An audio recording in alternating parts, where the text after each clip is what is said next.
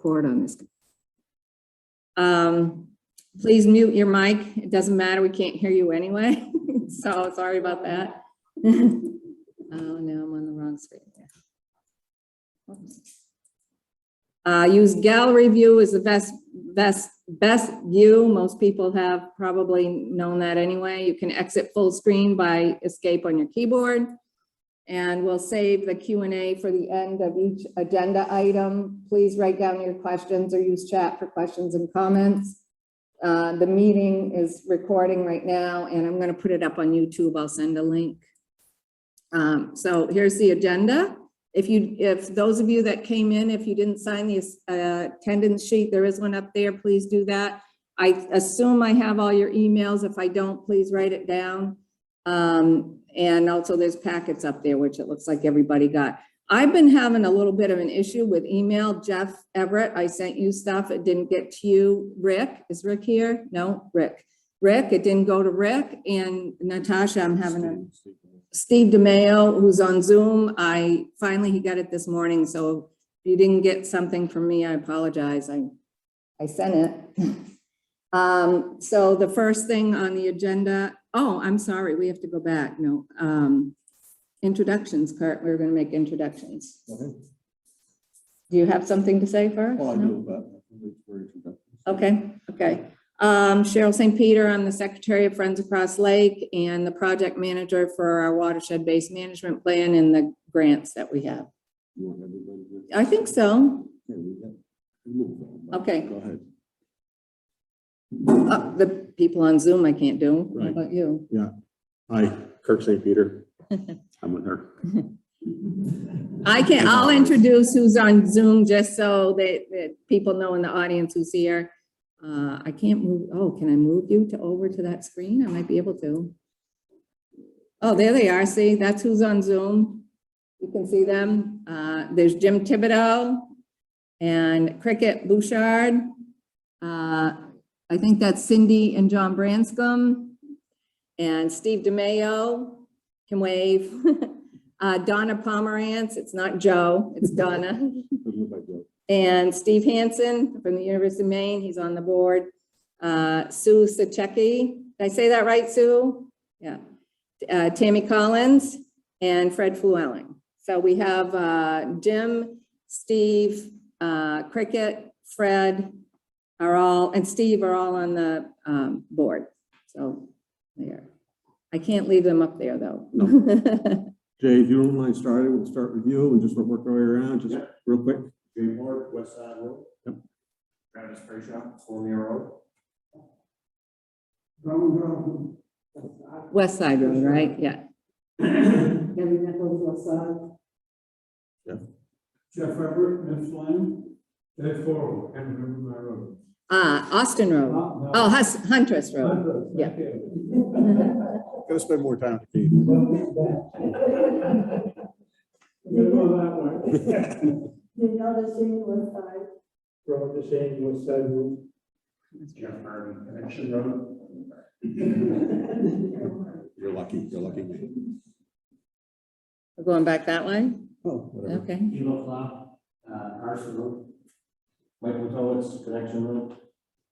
Randy Bacon, Austin Road. Ray Phelps Road. Who's coming here? There's something. Aren't you on Mud Lake? Are you on Mud Lake? No? Oh, okay. Oh, right. But you're right. Okay. Welcome. Thanks for coming. John Down, St. Peter's Road.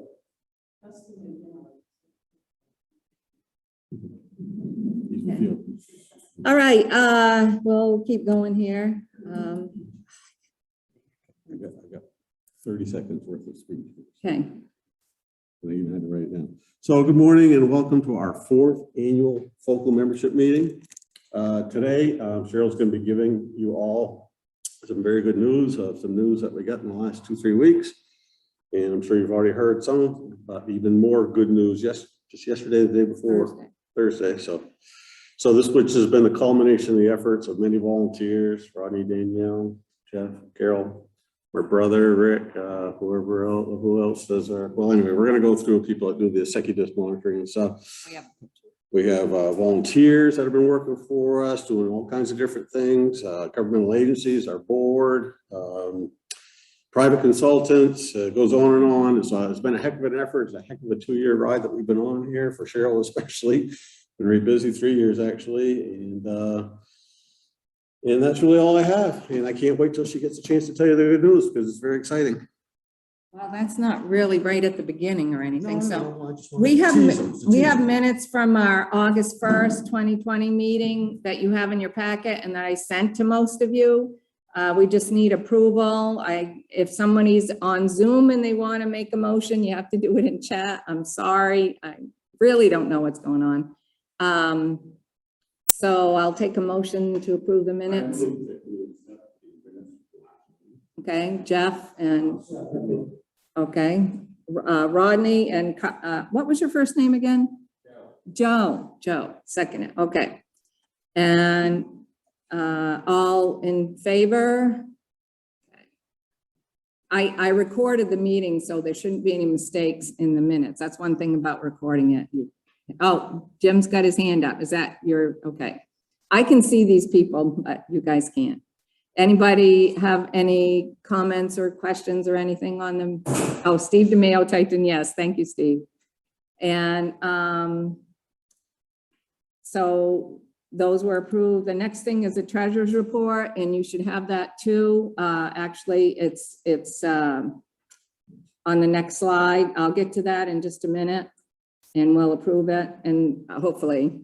The watershed survey we're going to talk about, and the approved watershed-based management plan online. Those are both online. I've got hard copies of the survey here if you want it. We're going to talk about biweekly water quality monitoring that we're doing until next year. DP wants us to keep doing it until next year. The phase 1 319 grant has been approved. It was very exciting. We've got the highest score out of 11 approved applicants. Two that applied didn't get the grant. So, and the National Water Quality Initiative, that's for the farmers in our watershed, and that's also exciting. That's probably what Kirk's talking about. Other news about LakeSmart, the Loon Count we did, the invasive plant patrol, and a group Facebook page, which Heidi Carter's working on, should be up pretty soon.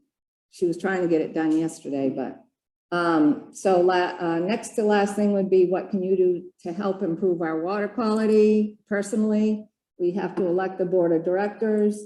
And I do have an update on Irving's concept plan. Most of you probably already know some of that. The Lake Stewards and Main Lakes, and anything else anybody wants to talk about. So that's the agenda. There's the minutes, just the first page to remind me to have you guys approve them. I did email them to everybody on Zoom, so you can look through them. The treasurer's report, there's just a couple things. I don't know if this will work. Oh, it will work up there. Okay, just a couple things. Irving Woodlands had given us $3,000 the past 2 years, at $1,500 each year. $1,500 for 2 years. They gave us $5,000 this year. And they're going to give us $5,000 next year, and probably once they, Ked Coffin, who's been great, will probably keep that going. It was this year, it's pretty much covering all our water quality monitoring, so that works great because it's expensive. All the lab analysis. Debbie Nichols gave us $1,000 this past year. Thank you very much, Debbie. Appreciate it. And Sandra Browders, whose camp is at the very end of, oh, what road is that on? Bowyer Road, I think. She gave us $3,500 in the last 3 or 4 years, so that's been really great. This is the grant reimbursement. We didn't ask for enough lab analysis because DP asked us to do a whole bunch more than they thought we were going to do. Anyway, we had some memberships in here, not too many, not as many as I'd like, but it wasn't bad. A couple things I did want to explain. See, we're negative 3,000 for the year, but we paid Ecological Instincts. That was our consultant. We paid her $4,500 extra for the watershed-based management because she did a lot of extra work above her contract. And we also, our lab analysis last year, like I said, was more expensive than I thought it was going to be. So I'm not worried about this year. I think we'll be fine. Our fiscal year runs from July 1st to June 30th. I'm doing this because Natasha's couldn't come today, but Natasha Plord's our treasurer and she gave me all this information. So does anybody have any questions at all on the treasurer's report? Anybody on the internet? Okay. So we really don't have to approve this, but I would like to have somebody make a motion if possible on that and we'll approve it. Rodney, okay? I'll second it. Okay. Cheryl, Jeff, seconded. Steve, sorry. If anybody has any questions, you can email me or Natasha about it. So these are just, Kirk wanted to go over some fun facts about Cross Lake. EPA came up in 2019 and did a bathymetric or a depth survey. They spent a week, he did, one person, Hillary Snook from Massachusetts, spent a week going back and forth in the lake, and so Rodney helped with that and some other people helped with that. UMFK students helped with that. And so they came up with some new information about Cross Lake. You all know right now it's a cold water fishery for salmon and fish, for salmon and trout. If it keeps getting warmer, it might not stay that way. Plus people have been catching a lot of white perch. Jay, I think your son caught quite a bit of white perch recently, right? It's amazing how quickly they- Multiply, yeah. People eat them, but I don't know. They'll overrun the fishery. Maximum depth is 46 feet. The average depth is 19 feet. The depot, by the way, is down here by the boat landing. You can see the pink is the deeper parts here. Oh, yeah, you guys, yeah, you can see what I'm doing. The deeper parts, and blue is the shallower parts. Surface area is about 2,500 acres. So 15.6 billion gallons of water. And it flushes three and a half times a year, which is actually a lot. Most lakes don't flush that much, which is really a good thing. The water flows through it quite a bit. So it's 55.6 billion gallons a year.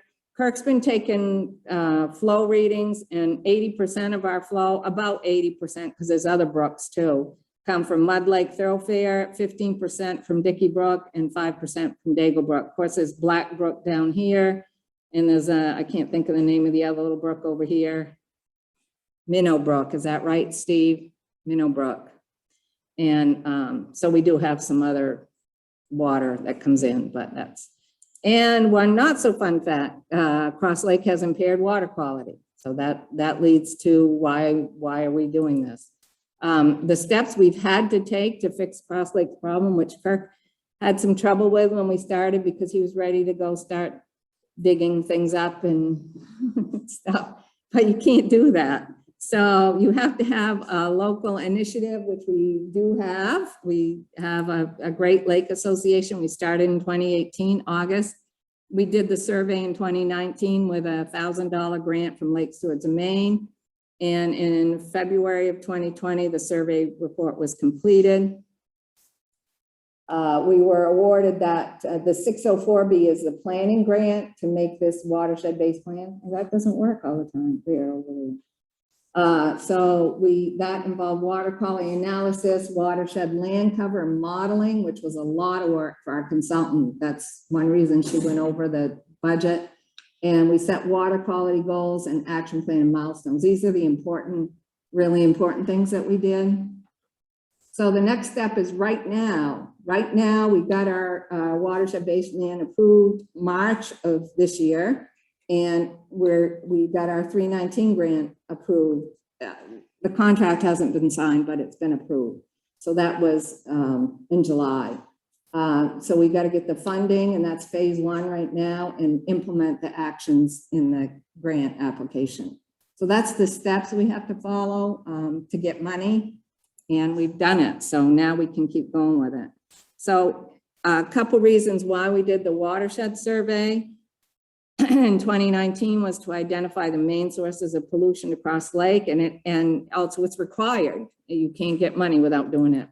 The main pollution is non-point source pollution from many sources, and soil erosion carrying phosphorus, a plant nutrient. I know a lot of you have already heard all of this and know about phosphorus, but there's some new people here, both today in the meeting and on Zoom. So I just want to make sure everybody understands that phosphorus is our enemy, that it's a fertilizer, it's in soil, it's everywhere, and it causes algae and other plants to grow, the weeds in the lake and algae in particular. So that's something that probably a lot of people already know, but wanted to make it clear. And the algae feed on the phosphorus and can overgrow, which causes a bloom, which we've had the last 3 years that I'm aware of. Not this year so far, knock on wood. So water quality is a reflection of the watershed. Whatever is in the watershed ends up in the lake because that's the low point. Phosphorus impacts the lake by causing algae and weed growth. Less clear water. What? I see it's raining out. If you have your windows open, you might want to take a minute to run out. Oh. It's supposed to get quite a storm run. Oh, yeah, it is raining. The restroom's up back here too, by the way, if you haven't been here before, it's a restrooms there. Yeah, well, I just happen to think that oxygen gets depleted for the cold water fish. Internal loading, there's an asterisk there because we don't, part of the Watershed-Based Management Plan determined that we do not currently have a large internal loading problem, which is a good thing because that's phosphorus comes up from the bottom and adds phosphorus to the lake. From the sediments in the bottom, but we currently do not have that as an issue.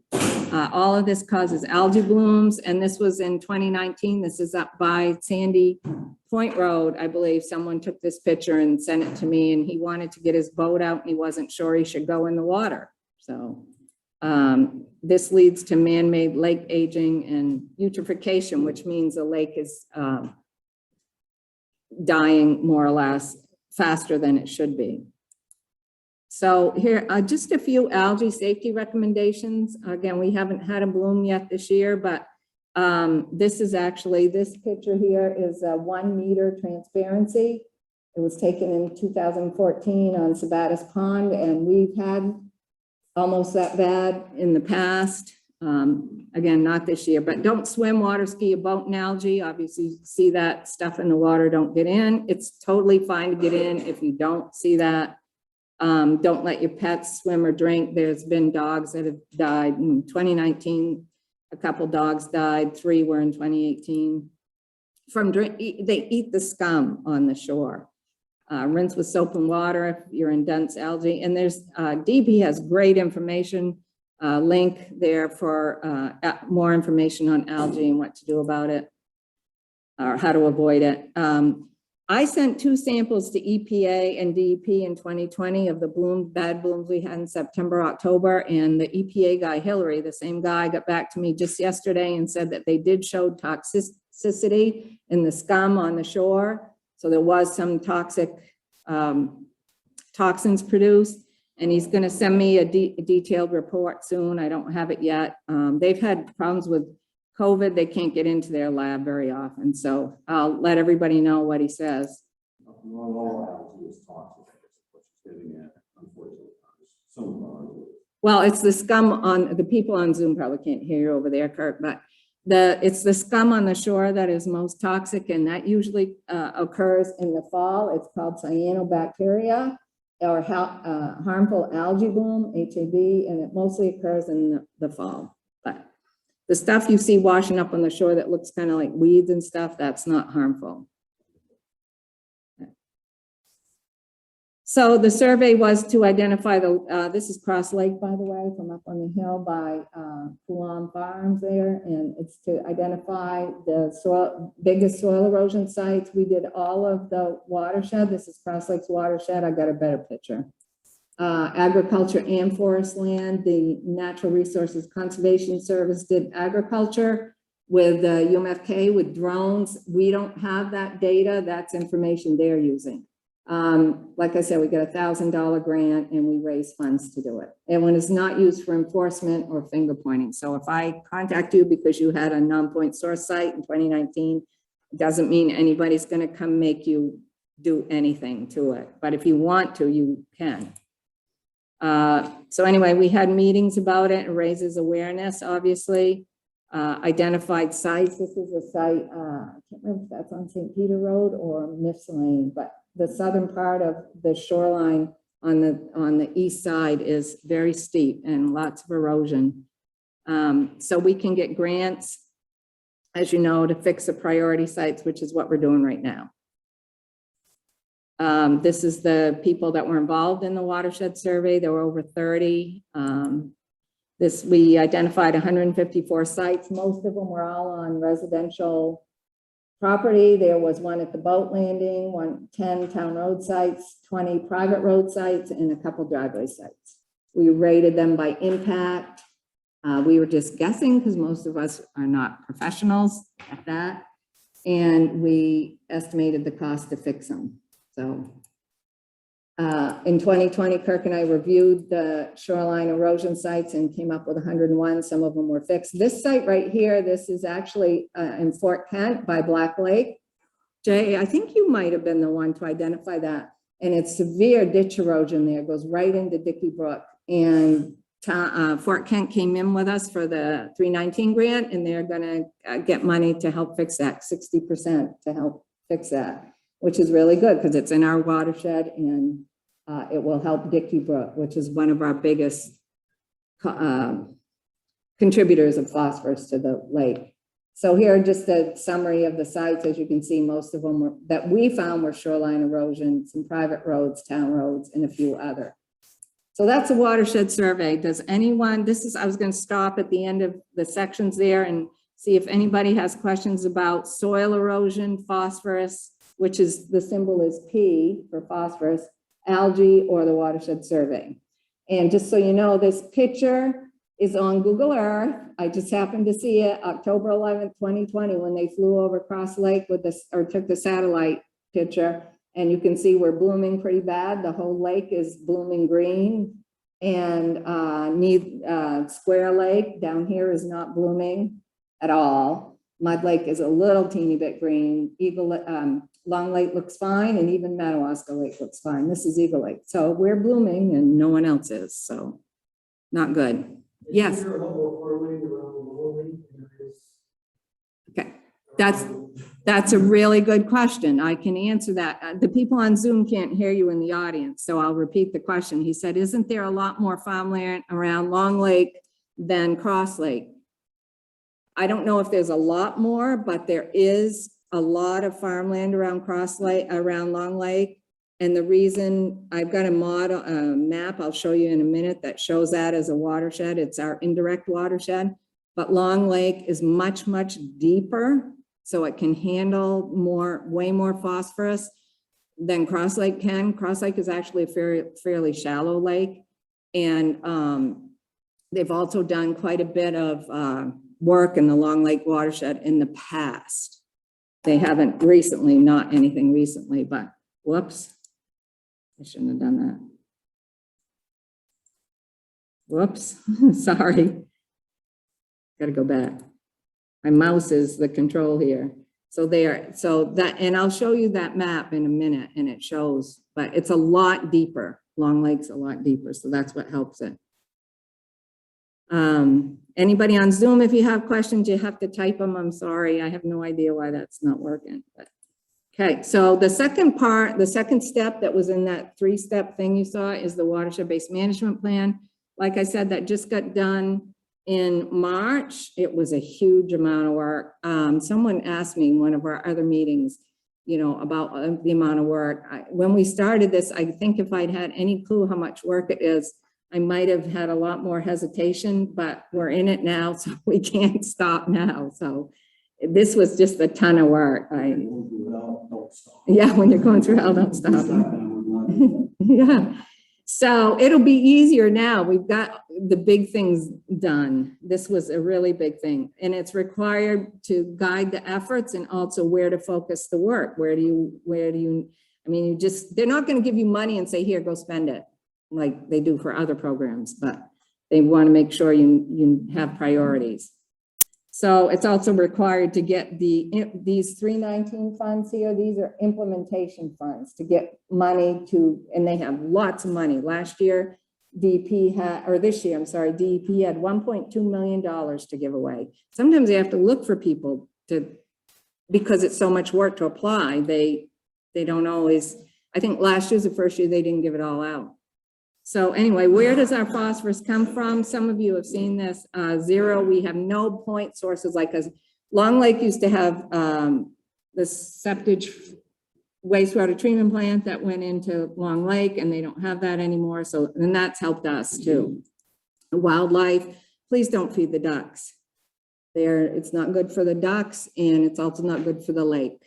And Jay, you posted something on Facebook about that once. And especially don't feed them bread, but you shouldn't feed them at all. And definitely do not feed the geese because their waste is like dogs. It's awful.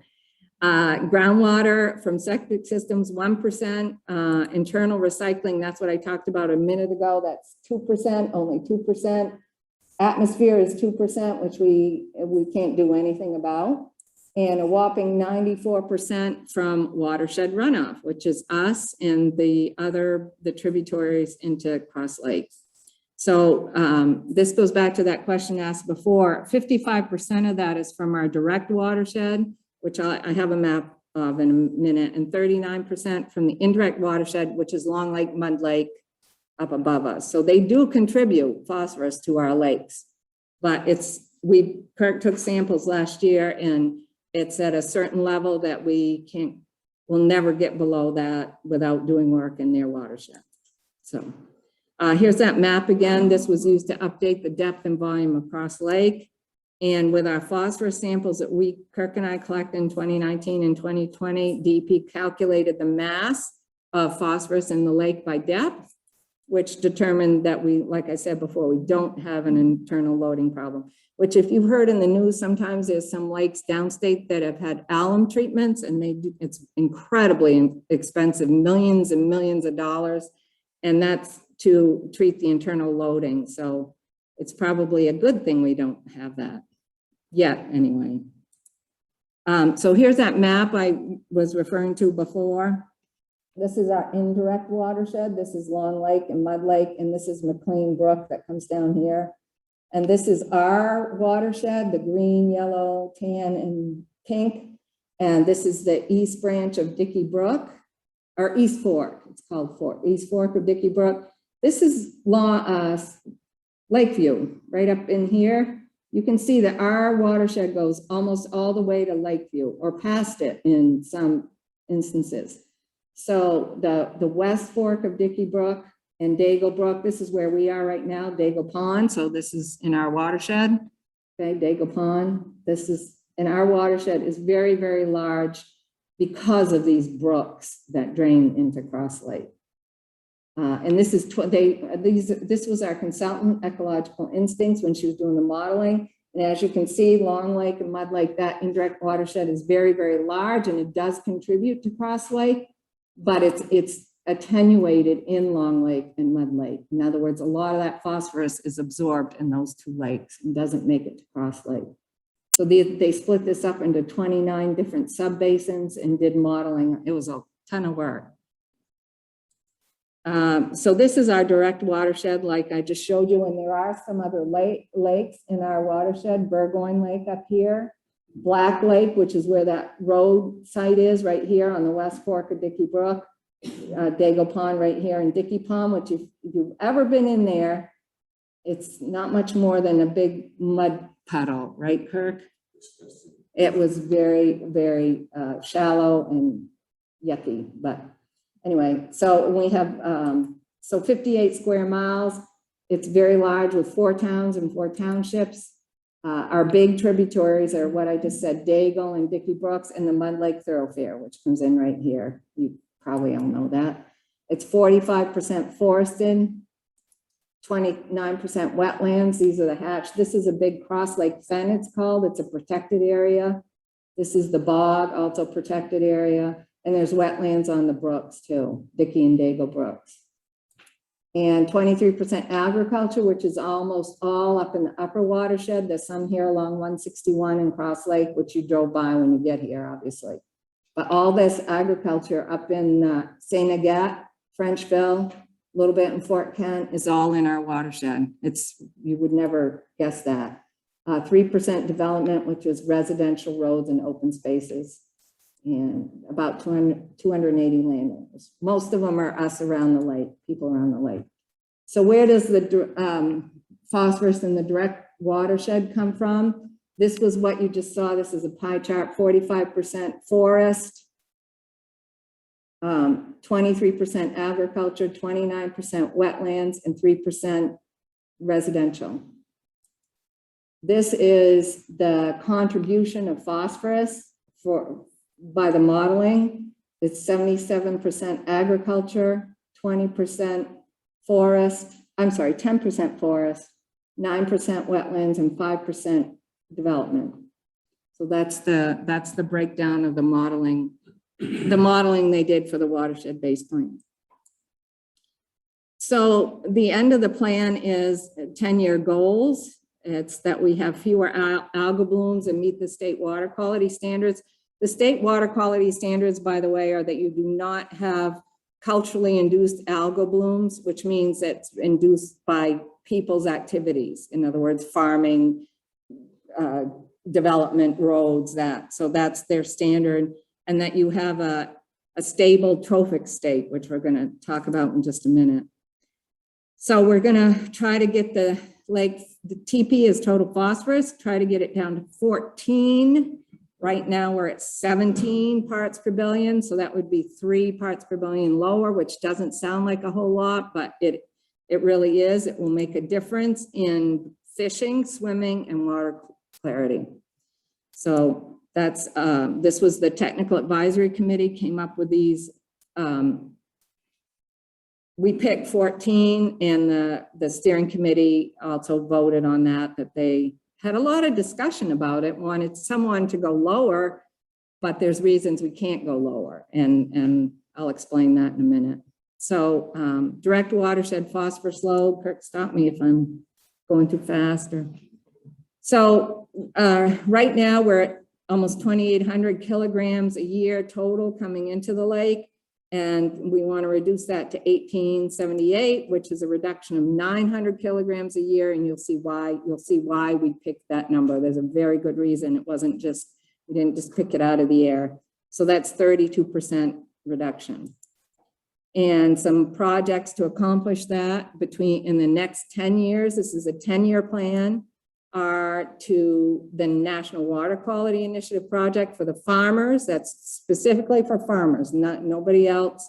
319 projects, that's us, LakeSmart, and septic systems. And then we'll all be happy in the water like little Camilla here, our granddaughter. So the phosphorus load reduction estimates that we came up with, this is farming, agricultural runoff. This is 550 kilograms a year for the next 4 years and 900 kilograms a year total. Now you can see where we got the 900 from. It's because agriculture said they could do that in 10 years. Our shoreline erosion, this is on our road, runoff sites about 5 kilograms a year. This was calculations I did.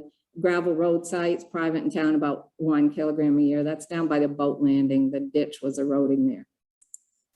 Forest land and septic, we just don't have enough data to see what that might add, but every little bit will help. Everything we can do, we should do. So our total reduction estimate is 900 kilograms a year. As you can see, a lot of that, or most of it, if they can get that done, is through agriculture. But we all have to do our part. This is talk about the money. That's why if they can get it done. This is in your plan, by the way. I gave you executive summary of our watershed-based plan. This is a huge number, almost $8 million for agriculture. Are they going to get that much money? I don't know. I can't imagine. It's just an incredible amount of money. And if they'll just do what they can and we can help them as much as we can. The rest of it's non-ag. It's about 715,000. So that's to address the, we do have to track internal load, because if it gets worse, if it starts to get to be a big problem, and I just do that on a spreadsheet, it's not a big deal. Address new non-point source sites. A DP would like us to look again at forestry. to make sure there's nothing going on there because we didn't find any sites in the forestry, forest land. And do a couple more watershed surveys in 10 years. There's 3 committees we actually need. We need a steering committee for the watershed-based plan. We need a communications committee to do outreach. We have money to start a website. We don't have a website, and we have money to start a website and fundraising committee. So long-term monitoring, that's what we do right now with our biweekly monitoring. We're going to keep doing that for 10 years at least. DP would like to see 10 years of data before they know if the lake's getting better or worse or staying the same. They want to see 10 years of data.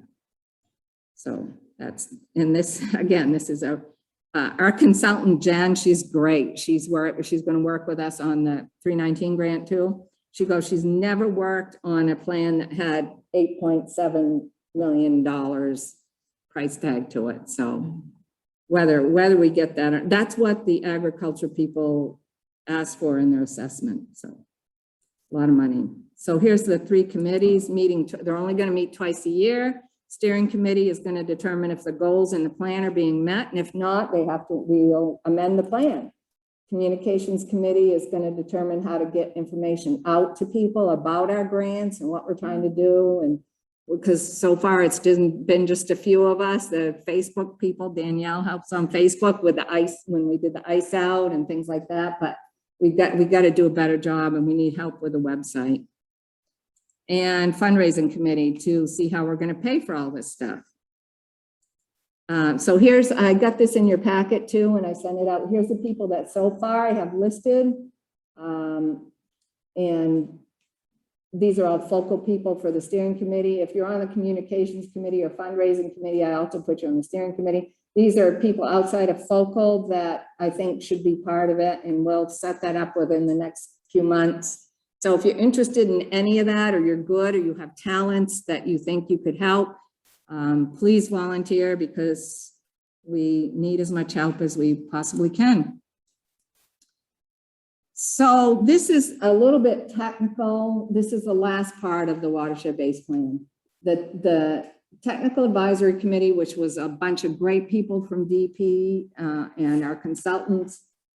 This is what we have right now, 17 parts per billion. I said that for phosphorus. We want to get it down to 14. Well, why didn't we go to 13 or 12 or 11 or 10 or 5 background, like when there was no people on the lake? Well, we're never going to get there, because we're not all going to move away from the lake. The reason we didn't go lower, 13 parts per billion right here.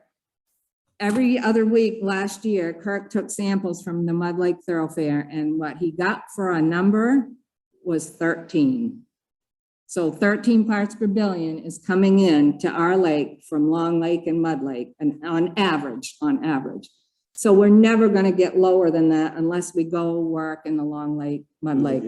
80% of our water flushing Cross Lake is coming from. So Kirk just said 80% of the water that comes into Cross Lake, approximately. It's a rough estimate. So that could be good news too. You can look at it if it's actually diluted. It brings it to 16. You know, ours is Kirk, nobody in Zoom can hear you when you're sitting over there. So you can stand up here, but just so you know. He's just saying it's a good thing that it's diluting what's coming in from Dickey and Dago Brook, you know, in a way, because the flow is higher from those. So anyway, that, and you can see there, that's the 900 reduction, 900 kilograms a year. And what that will do, there's a lot of numbers here, this is things that we take measurements of. Right now, our water is at 2.6.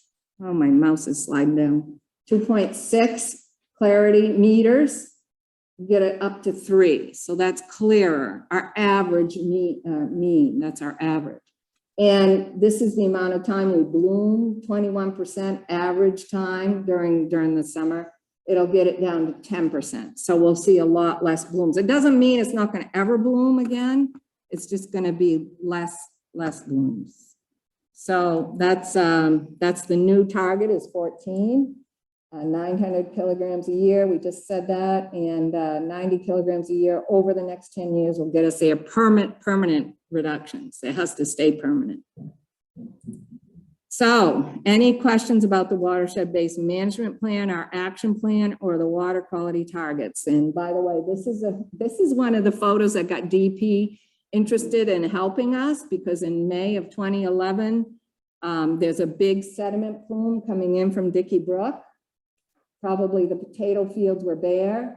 If you zoom in on this on Google Earth, you can see it. I'm sorry, not Google Earth. Well, you have to go back to May 2011. And it's coming in, and this is all sediment coming in Cross Lake. So anyway, okay, Steve has a question. I'm going to take their questions first. Was any allowance made in the P calculations for potential development? Yes, yes, in the watershed-based plan.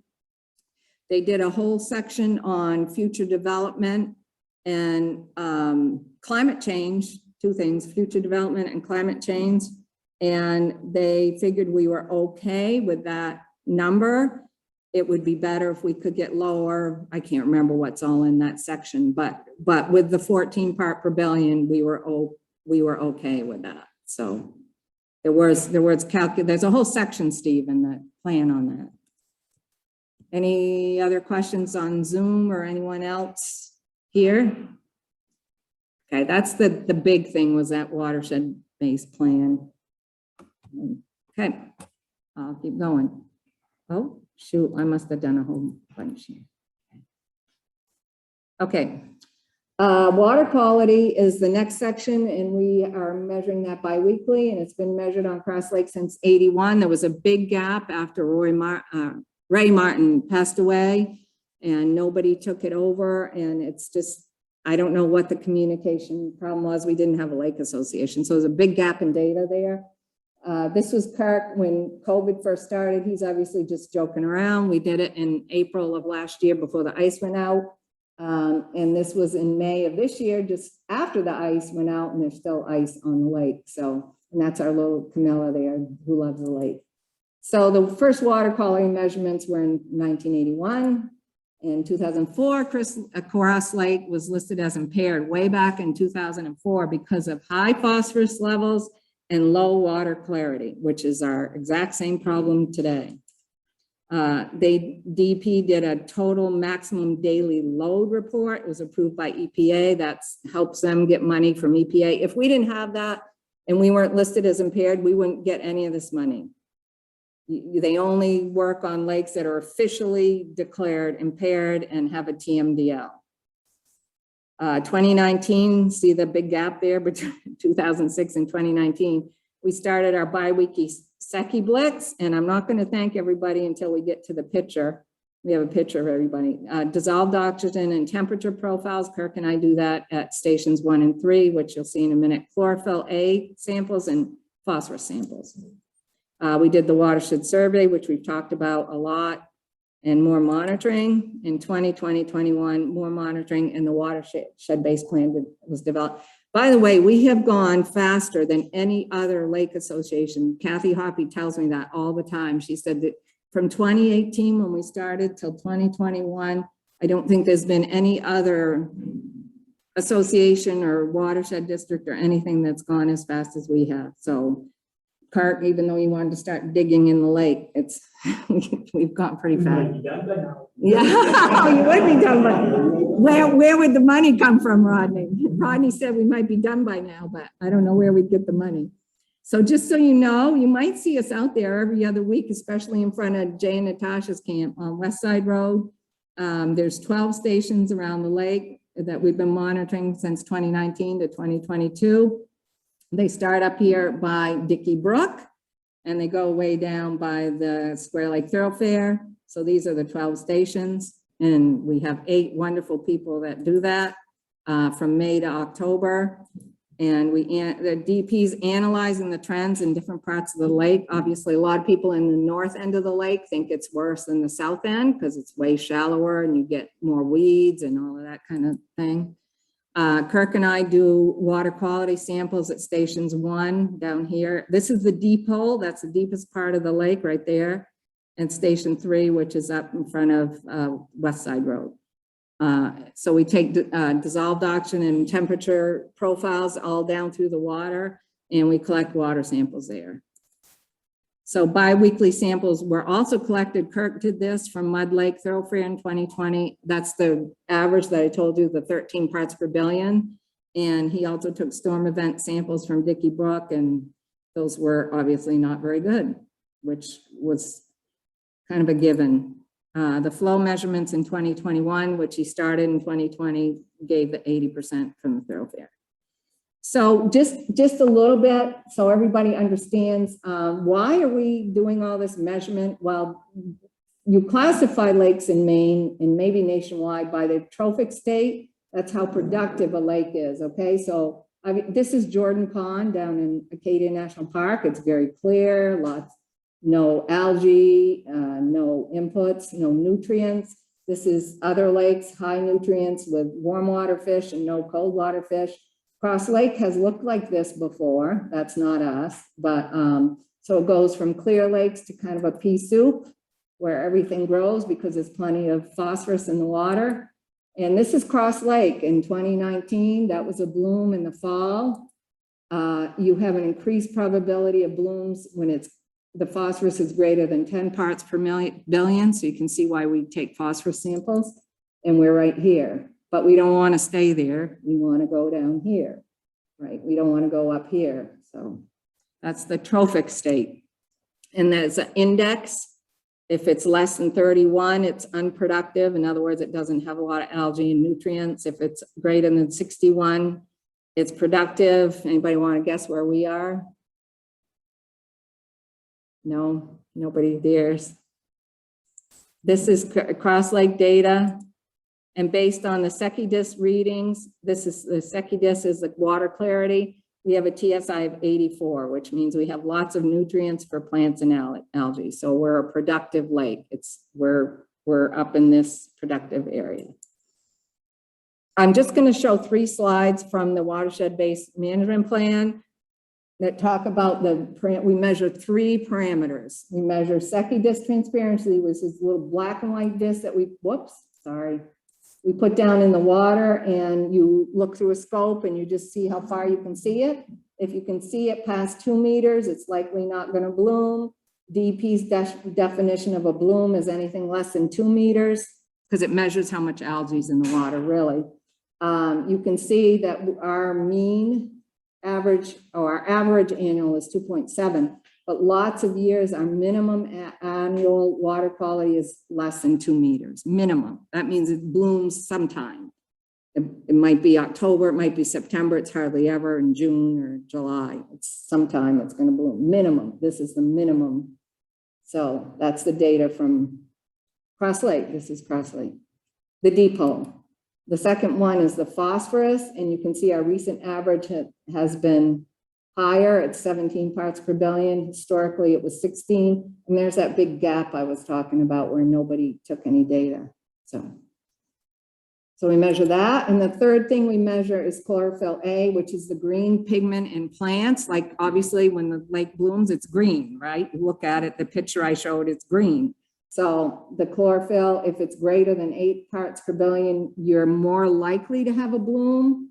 And our average chlorophyll annual is 10. So we are more likely to have a bloom lots of times, but not all the time. Again, not all the time. In fact, I think the reason a lot of people don't notice the blooms is they occur late September, October. You might have your boat out of the water. Nobody's swimming anymore, but it's just that's usually when it blooms. Last year, that picture I showed you was October 10th, I think, 2020.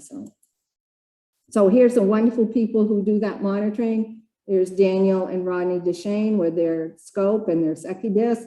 Rick St. Peter, that's Eli, his grandson, Kelly's little boy, and Al Voisin, Jeff and Carol Harvey with their scope, and that's Kirk and I have the DO temp meter that we use to do the monitoring. So we finally got a picture. We didn't have one for a couple of years, so it was nice. So we do that every other week. You'll see us out there. Try to pick a good day, but it's been hard this year. It's been windy. We can't do it very well when it's windy. So what else do we need? We need local initiative. DP and EPA will give you money. They'll give you technical assistance. They'll help tremendously because they have. But if there's not local people willing to work and do it, they won't do a thing. They're not gonna go say, oh, this lake is a mess, I'm gonna clean it up. They don't do that. They have to have local people who want to work. In fact, even with our 319, if we want to get started this fall, which I would really love to get started this fall, it's up to us to do that. Kathy said you might be able to. We're one of the few lakes that has money from 2021. They got money from, it's a 2-year grant, so we're taking money from 2021. She said you could get started this fall, but it's really up to you guys if you can pull it off. So governmental agencies and others will provide funding and assistance. They do, Lake Stewards of Maine does all our training for free. In fact, Ronnie and Danielle don't leave because Ronnie and Danielle have volunteered to possibly get trained for dissolved oxygen and temperature. So if Kirk and I can't do one time, they can do it. The only problem with that is we've always had to go to Auburn for the training. They have to drive down, spend the night, but they're willing to come up here. So I just found that out yesterday, I think. So, and then the LakeSmart program, that's all free. They did all the training. They provide everything free. These are the 9 people who were trained for LakeSmart in 2019.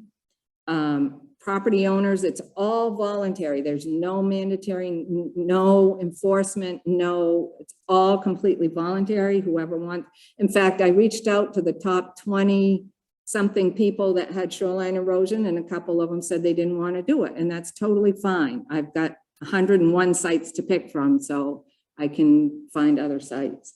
But we have 15 in the grant. And also the farmers, that's all voluntary. There's no mandatory requirement for soil erosion. It's not like they're doing it on purpose. They are trying to make a living just like everybody else, and they just need help, that's all. So what we can control, shoreline erosion, this site's been fixed. It was on Miffs Lane or St. Peter Road, I think. They had riprap, obviously that's pretty bad shoreline erosion.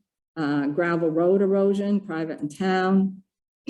Camp lots, buffers are something I'll talk about just a little bit. We really should not be having grass right down to the lake. It's not good for the lake. The runoff goes into the lake. So that's part of the LakeSmart program.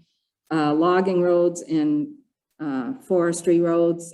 Ked Coffin's been great. Irving owns 80-something% of our forestry in our watershed. So it's Irving that we've been talking to, and Ked's been really great about helping with everything.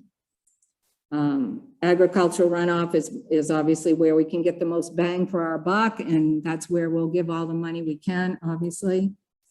Septic problems is we did do a septic survey around the lake in 2020, and that's where they got the information that 1% from septic. Okay, so how are we going to fix these things with the grants that I've been talking about? And this is probably what a lot of people wanted to hear about, other than all the background stuff I just gave you. We applied March 26th, they came out, the requests for applications. The proposals were due May 21st. We got ours in time, obviously. And we were approved on July 21st with the highest score of 11 approved applications, only by 1 point. We got a 77 out of 100 and somebody got a 76. So it wasn't. These people are professional grant writers. They're Soil and Water, Seven Lakes Alliance down in Belgrade Lakes got 3 grants. And they have paid staff, lots and lots of paid staff. There's lots of money in the Belgrade Lakes too. So timing is, we can start if we try after October 1st. That's the federal fiscal year. So we can't start until the money's released October 1st until January 2022. Finish, it's a 2-year grant. So December 30th, 2023. So that's the first grant, the first of 4, hopefully. So here's the meat of it. That I put the 15-page work plan in your packet because I couldn't figure out what to take out.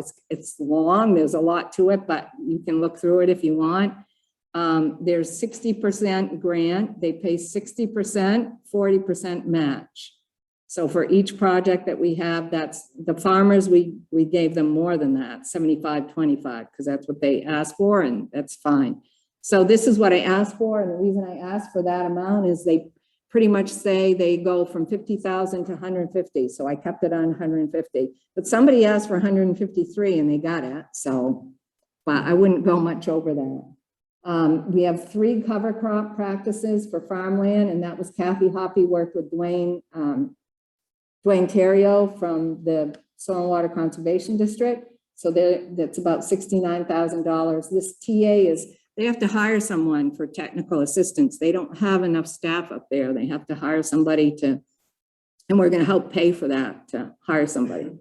There's 15 shoreline erosion sites that agreed to participate, and that's about $60,000. And one of the best things that just recently happened, and he's not here, but I will thank him profusely. Dan Molliver, who's on Sear Road, is a DOT engineer. He volunteered to do all the site plans and all the site reports for free. And I put money in the grant for that because it was just something I couldn't handle. It was too much. So he's going to do it for free. So I really have to thank Dan. I couldn't believe and he's very qualified. He's doing that Route 161 project. If you go up to Allagash, he's the project engineer on that big riprap project on the river. So very qualifying. So Fort Kent Town Road site that I told you, they're going to get about $16,600, and we'll do some private road sites later. We have to do, obviously, project management and outreach and education, including the website. That's about $4,000. So one of the things that helped our grant was we had a whole lot of grant funds going towards construction, which is they want to see. They want to see that you're doing construction, not paying for project management. We can apply every year. Kathy said, don't apply next year. She said, we got to get something done and show that we can do it. Kathy Hoppy's our contact at DEP, and she's been just great. So 2 years, at least 4 phases. We have to update the watershed-based plan in 10 years, but it can be amended at any time. So it's, Cheryl, correct me if I'm wrong, it's possible that we get that 150,000, 149,000, 75 every year for the next Every 2 years. It's a 2-year grant. 100. I asked for 150. I assume we could ask for the same amount there every 2 years. It's a 2-year grant. So that's the way it works. You can't ask for a lot more than that. They would cut it off. They won't give you all of it, even if you ask for it. So I guess, okay. DEP is starting a brand new policy this year where they don't like riprap, just riprap. They want lots of vegetation, and they want, they have not issued an exact policy yet, but they want to significantly limit or restrict, restrict the use of 319 grant funding for shoreline stabilization using stone riprap. Only stone riprap. They want, and I'll show you just a few alternatives. This was a workshop. I've been to like 3 workshops on this to try to get a handle on it. And this is one with DEP, and this is their reasons. Here's their reasons. Downstate, I guess it's overused, way tons. People use it where they don't need it. It's incorrectly installed and doesn't follow permit by rule standards. We have to also meet land use planning commission standards, which are a whole lot less strict. They give riprap permits out all the time. It's often relatively minor source of phosphorus. I'm not going to go through all the things they said. They said the soil isn't that high in phosphorus. It's visible from the lake and gives residents an impression it's a good thing for the lake. Damage the littoral habitat. That's the land between the land and the deep water, you know, where it starts to become shoreline and shallow water. Rarely includes a meaningful vegetative buffer. This is really what I think they want to get at. They want to make sure we plant plants. I don't think our problem is deflecting energy, but that's their list of things that they gave us at the workshop, why they're leading to the new policy. So here's some alternatives. I've never seen any of this up there. Travis, you worked in construction. Tell me, have you seen coconut coir logs, or ECM filled rolls? Not a lot. They sometimes DOT will throw that in a project. They don't work well because parcel type. Okay, so Travis just said he's worked in construction for a long time. He said they sometimes throw that in projects, but they don't work well for our soil type. So obviously having Dan work with us will really help with that because he can address that in an intelligent manner. So this is just some of their alternatives.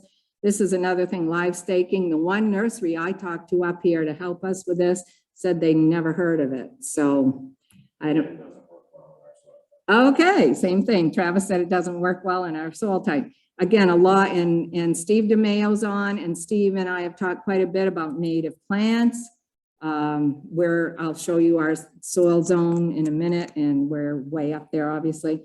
This is the only thing I can see us using for some of the really steep sites that we have, like on Miffs Lane and St. Peter Road, using, why is that not working all the time?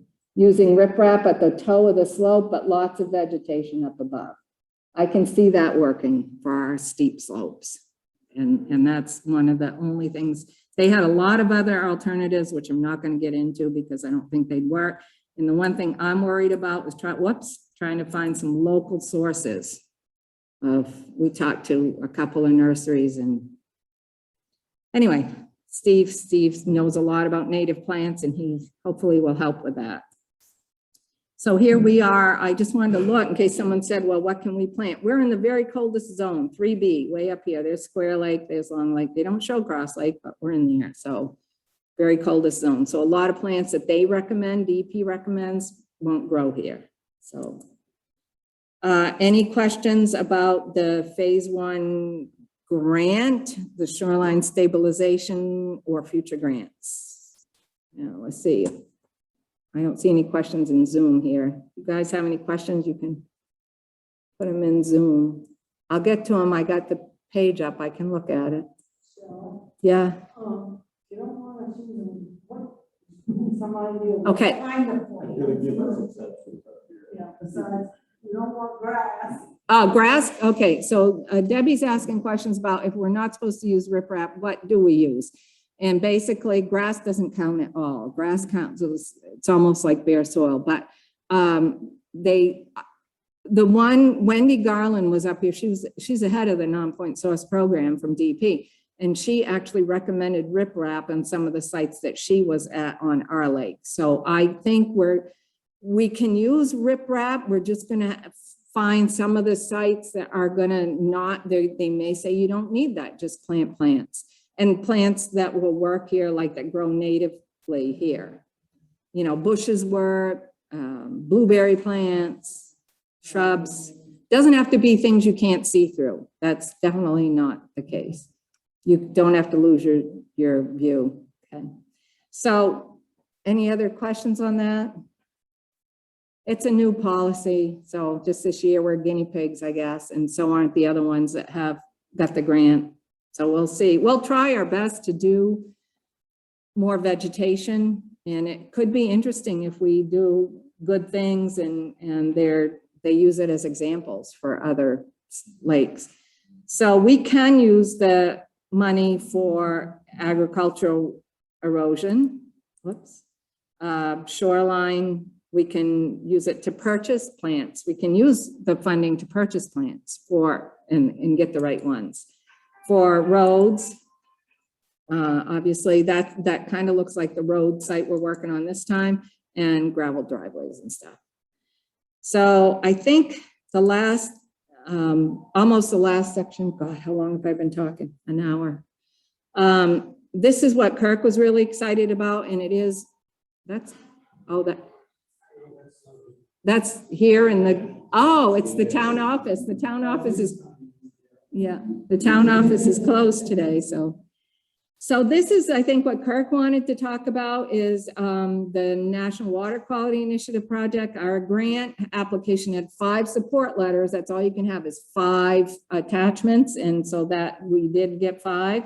One, surprisingly to me, I had asked for, but I didn't think I was going to get it, was from the state conservationist in Bangor, the USDA NRCS state conservationist.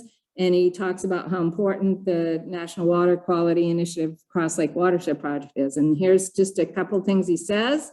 He recognized the important value They're going to try to do 550 kilograms a year for the first 4 years, 900 all told in 10 years. And they have about $1.3 million for the first 4 years, and they think it's going to be extended. They anticipate it's going to be extended further, annually about $350,000, which is a lot of money to give to the farmers. So they're looking forward to working with us. So this was an assessment they did, which is I will. You saw this before. This was an assessment that they did. Pauline Perry, her name is, she's retired, but she did an excellent job. It's kind of like a watershed-based plan, like a 10-year plan, like what we did, but only for farming. So this was just for farming in our watershed. And this was the cover sheet. That's Cross Lake. That was a picture that I took. So it's a partnership between the National Resource Conservation Service, EPA, and the state agencies. It's only, again, for impaired water bodies like us, you know, an impaired water body. It's all voluntary, but they accelerate it by giving them extra money, like people in our farmers in our watershed get extra money, and it's targeted funding and financial assistance. In December, if you can see on here, it says December of 2019. That's when that was approved. Okay. So did I lose my mouse? So they did maps like we did. These were the vulnerable soils and critical source areas are up in the upper watershed. This is Heber Farms down here, obviously. They looked at the practices that had been done and what more could be done, what more can they do, and identified the types of the land use. So this is a map out of their assessment. So 2020 to 2021, I know you can't read that thing on the left because it's too small, but I wanted to give you all the details and it's in your packet. I also emailed it. They signed 9 contracts in 2020 for $93,540. So that's a little disappointing, but a lot less than $350,000. So 2021, they signed 7 contracts for $552,500. So that's a lot more money this year. That's $646,000 in the past 2 years, which is right on track because it's about $323,000. So it's right around the number they were going to get. All of these projects are in the Dickey and Dago Brook watersheds, which is where almost all the farming is in our watershed. And 2,233 acres are going to be conserved. 2 sediment basins this year and a lined waterway in 2021. 2 sediment basins with lined waterways in 2021. And the funding for the 4-year funding is about 1.3 million or 322 a year. So you can see they didn't do well in 2020. Partly was COVID. Their office was shut down for a real long time. Partly they had staff leave and had to replace them. So they made up for it this year, which is really exciting. So, and that can keep going, hopefully. So I just, questions about that. This was a picture that Kathy Hoppy took in 2015. You can see the difference. This is October. There's a bare potato field after harvest, and this is one with cover crops. A lot of that money is going to cover crops. A lot of the money we ask for is for cover crops too. This is a sediment basin or irrigation pond. So those are the kind of things.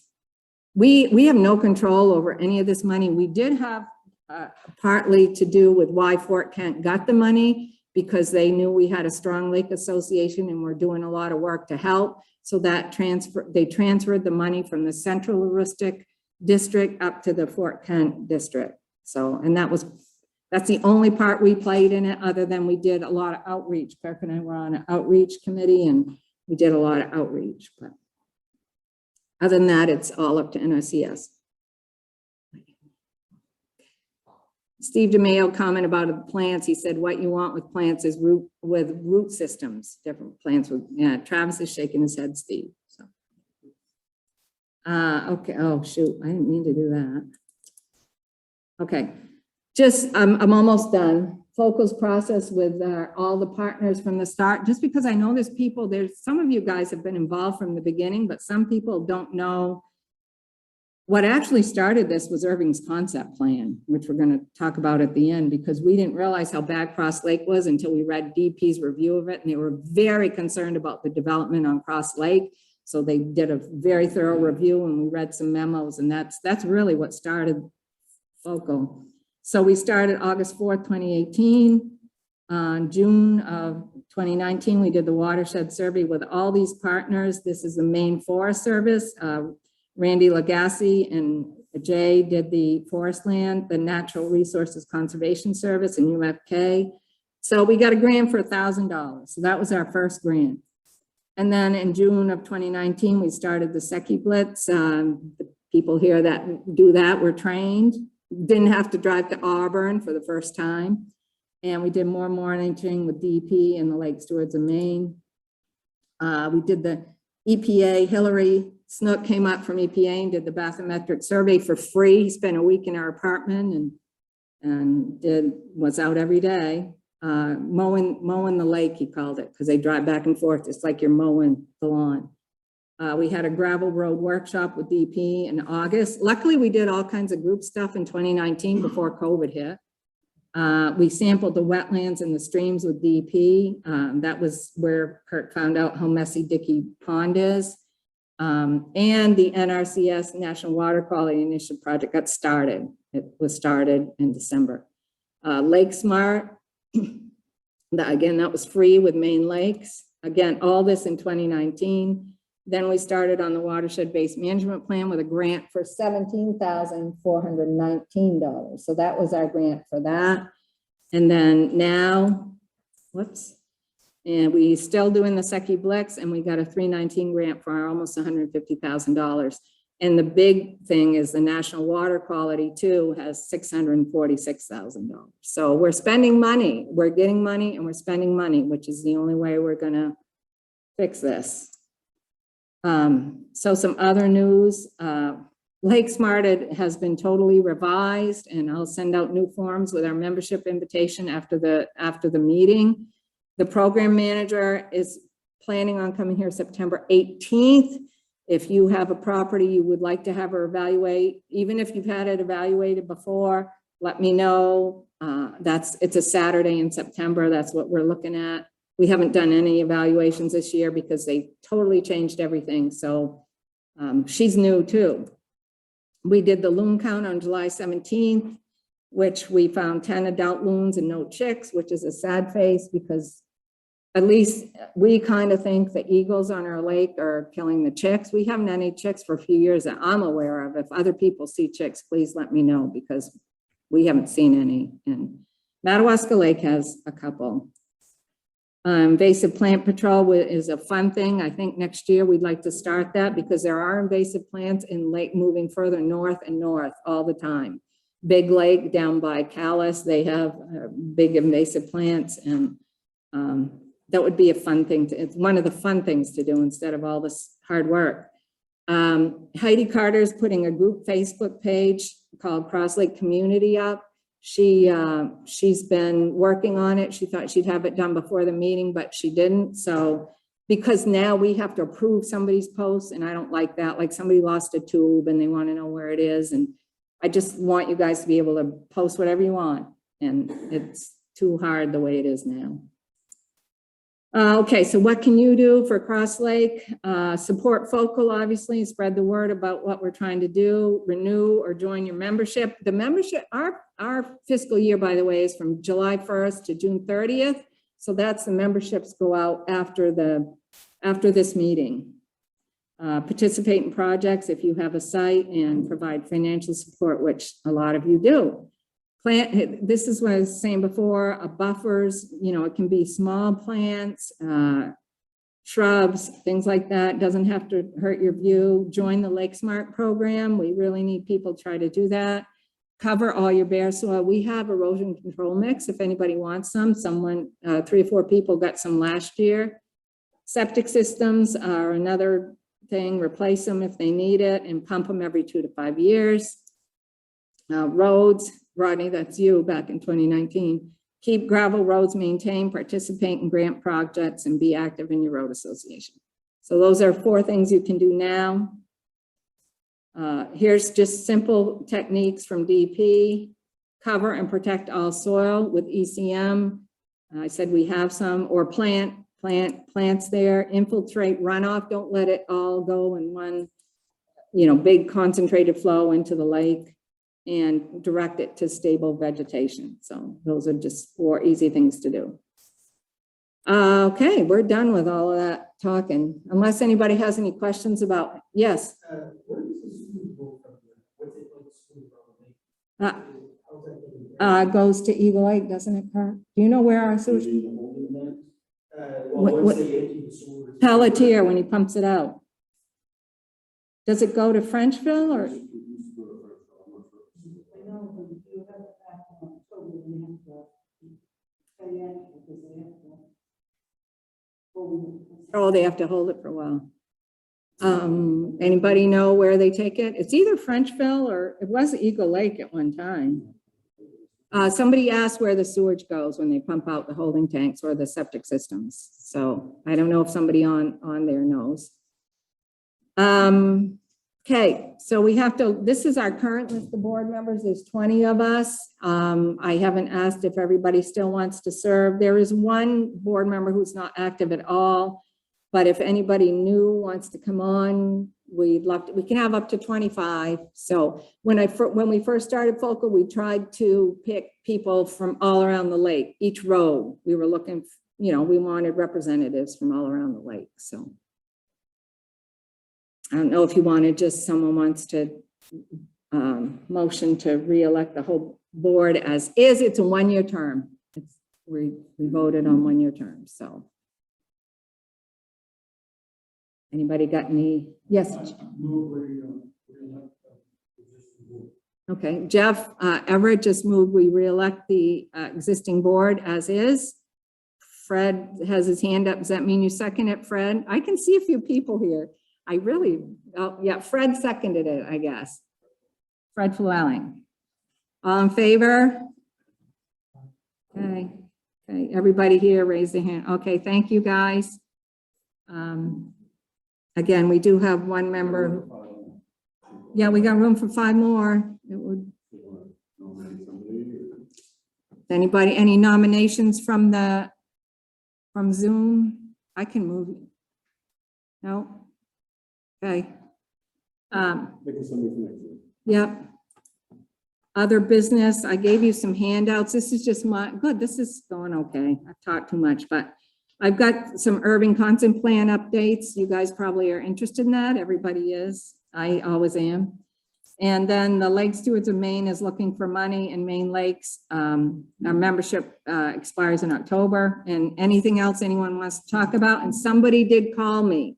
There's logging trucks on the Square Lake Road that are not stopping when they hit West Side Road. And she asked me to please tell everyone to be careful. They don't stop. She said they don't stop. So I told her, yeah. So she said, she called me and asked if I could mention it. So Irving concept plan, you have this in your packet. I know you can't read over on the right here, but what it is they had 4 things they had to do before a year was up. Well, they gave them an extension because of COVID, so it all happened in May. They had to execute the conservation easement with a nature conservancy, and that was done. Oh, I'm sorry, Forest Society Maine. They had to, Cross Lake Boat Landing now belongs to the county. They gave it to the county, and the county tore those ugly old outhouses down, and they're gonna do more work. So put up signs, they're putting up signs and they're gonna be great to work with. In Long Lake, they signed a 99-year lease with, again, the county. They can't sell that because some person owns some tiny bit of land there and they don't like Irving, so they won't sell it. And then the commercial development areas had to be put up for sale or lease. So Irving decided to lease them. So you can get a lot in this CD1 by Mud Lake, CD2, CD3 is back behind Jules. In CD4, those lots are up for lease. They're commercial lots, okay, not residential lots. So they had to do those 4 things, and they did do them. And then the next thing, this is their conservation easement. I just wanted to show you what lands in a permanent conservation now. This is the Mud Lake Thoroughfare, obviously 1 and 2, 7 over here behind West Side Road, that they can still log that. They can log in easement lands, okay? But it can't ever be developed. Almost all of the Square Lake, except for this where Yerkes was, and the south end of Cross Lake, and then over by Cary Pond. Okay, so that's about, 16,700 acres are permanently conserved, can never be developed. So a lot of Square Lake. So that was a really good thing. And then this was interesting. I got this email from Anthony Howerhan from Irving. And I asked him about our lots. You can see what he said. We will continue to lease. People are asking me all the time if they're going to sell our lots. New development, he said, they're looking for someone to help planning the new development areas using modern best practices. So I don't have any clue what that means. I was always under the assumption they weren't going to develop them. So I don't know if they're looking at developing them and lease them. They can develop them and lease them, just like they do with us. So.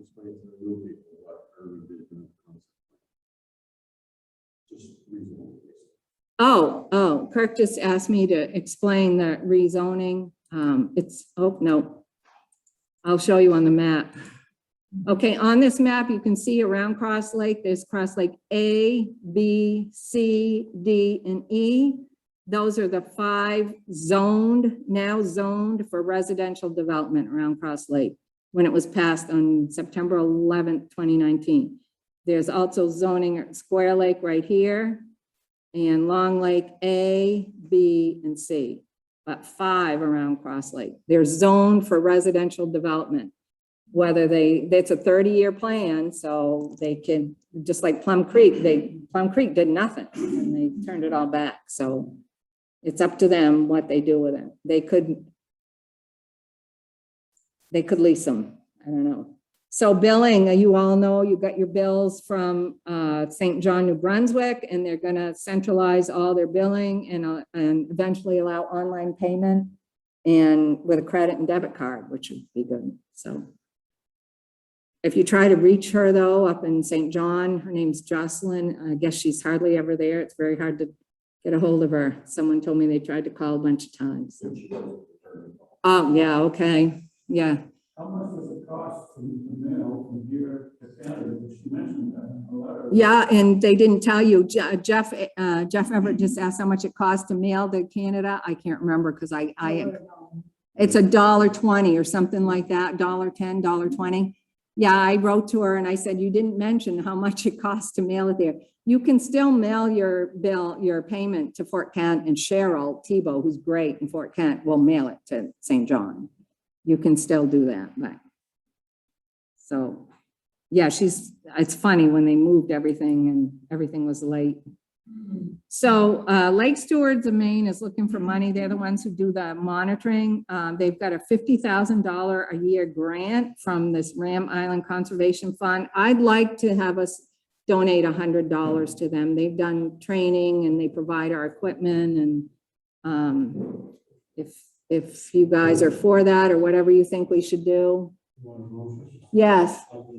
Okay, Dave Corvo moved, this is for my minutes, so I'll remember, to donate $100 to Lake Stewards of Maine, and Travis seconded it. Okay, if anybody thinks we should do more, we gave them $100 last year, so. And then Maine Lakes, our membership runs out in October. I would just like to renew, if you guys want to renew our membership in Maine Lakes. They are the ones who do LakeSmart and I can drink. Well, I think we should keep our membership in it. They ask for $2 a member for lake associations. And that would be, we gave them $200 last year because we have close to 100 members. We've got like 93 that I know now, or 100. And it depends. I'll have to get Natasha to get me more information, but I think we should keep our membership. I don't know if we should give them $200 or something less, certainly not something more at that amount. Okay, so Jeff, Dave Corvo made the motion, Jeff seconded. Okay. We do have about, okay, there, that's the end. These are our grandkids, and unless you have other questions, thank you for joining us and saving our lake for the future generations. You can see they all love the lake, and that the little one in the middle, she's just so darn cute. She's the youngest, obviously. I just have one question. On the silt